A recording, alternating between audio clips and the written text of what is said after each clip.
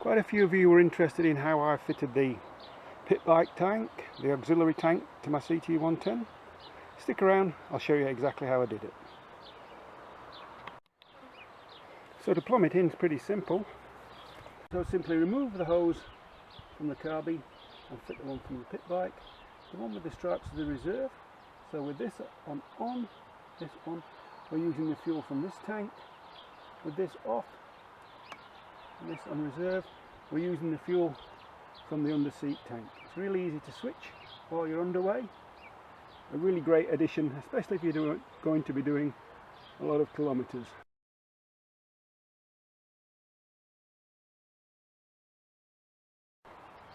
Held in place with some channel. The bottom of the pit bike tank is flat, that's why I use some flat channel with 2 bolts and then with some extra bracing straps to make it nice and solid. I'll remove the tank from the bike so you can have a better look. So you can see on this side where the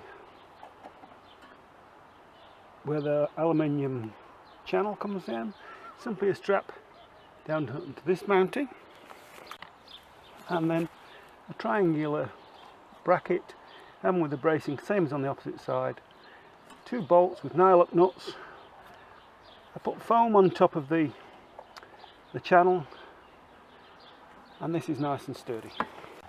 So with this auxiliary fuel tank removed, the pit bike fuel tank removed, it's easy to see how I attached it. So I just used a piece of aluminium channel like this. I think it's in the old money 1.5" or 38mm is that? 38mm, 1.5" there. I just used whatever I had in the shed. Probably best not to use checker plate, use some plain. And then all I did, I used a cardboard template, made some triangular brackets to come down on the front, braced it across there because this is the weak point. These are the weak points right here. So I used a bolt with nylock nuts so they're vibration proof, and then just alloy straps across the back. It's worked really well. It's been on the bike for 3 years.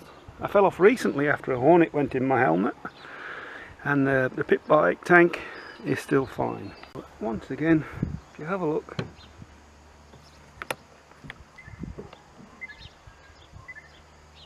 it's pretty easy, pretty simple to do, simple to make out of stuff just lying around in the shed.